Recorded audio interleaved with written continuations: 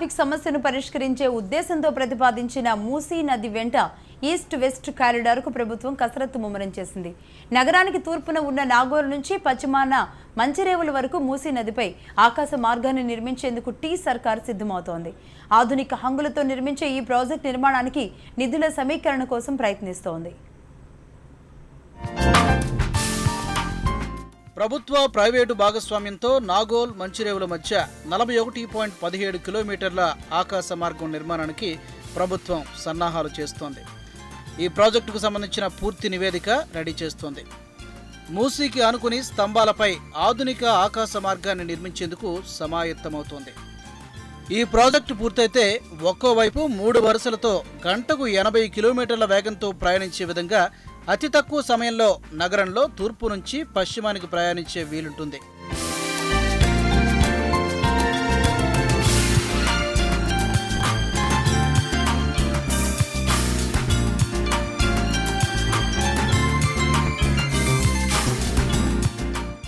ఈ ప్రాజెక్టు నిర్మాణం కోసం భూసేకరణతో కలిసి తూర్పు పశ్చిమ ఆకాశ మార్గానికి 5,916 కోట్ల రూపాయలు ఖర్చవుతుందని ప్రభుత్వం అంచనా వేసింది. అయితే ఆర్థిక సంస్థల నుంచి రుణం తీసుకోవడం కానీ ప్రభుత్వ ప్రైవేటు భాగస్వామ్యంతో చేపట్టాలని యోచిస్తోంది. ఈ ప్రాజెక్టు వల్ల మూసీ సుందరీకరణపై దృష్టి సారించడంతో పాటు ట్రాఫిక్ సమస్య కూడా తీరుతుందని సర్కారు భావిస్తోంది. ఇప్పటికే ప్రాజెక్టు పూర్వాపరాలను పరిశీలించిన స్టూప్ అనే సలహా సంస్థ బల్దియా అధికారులకు నివేదిక సమర్పించారు.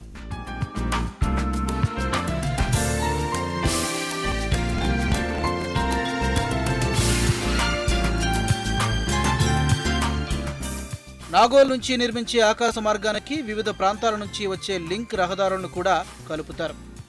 మూసారాంబాగ్ కాజ్వే, గోల్నాక వంతెన, చాదర్ఘాట్ వంతెన, ఎంజీబీఎస్కు వెళ్లే దారిలో ఉన్న బ్రిడ్జ్ దగ్గర నుంచి పురాణాపూల్ మీదుగా ఈ ప్రాంతంలో కొంత మలుపు తిరిగి అత్తాపూర్, అక్కడి నుంచి బాపుఘాట్, టిప్పుఖాన్ వంతెన, ఇబ్రహీంబాగ్ మీదుగా మంచిరేవుల దగ్గర ఔటర్ రింగ్ రోడ్డుకు చేరుకుంటుంది. ఈ రోడ్డులో ఎక్కడా దాదాపు మలుపులు ఉండకుండా జాగ్రత్తలు తీసుకుంటున్నారు.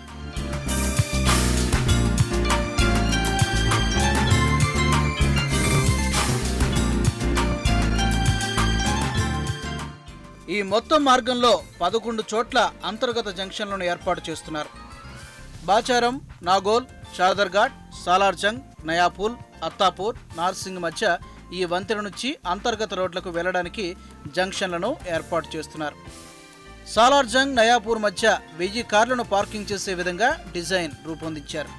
ఈ ఆకాశ మార్గ నిర్మాణం పూర్తయితే అతి తక్కువ సమయంలోనే ఉప్పల్, నాగోల్ నుంచి హైటెక్ సిటీ వరకు వెళ్లొచ్చని అధికారులు చెబుతున్నారు. ఉత్తరాఖండ్లో రాజకీయ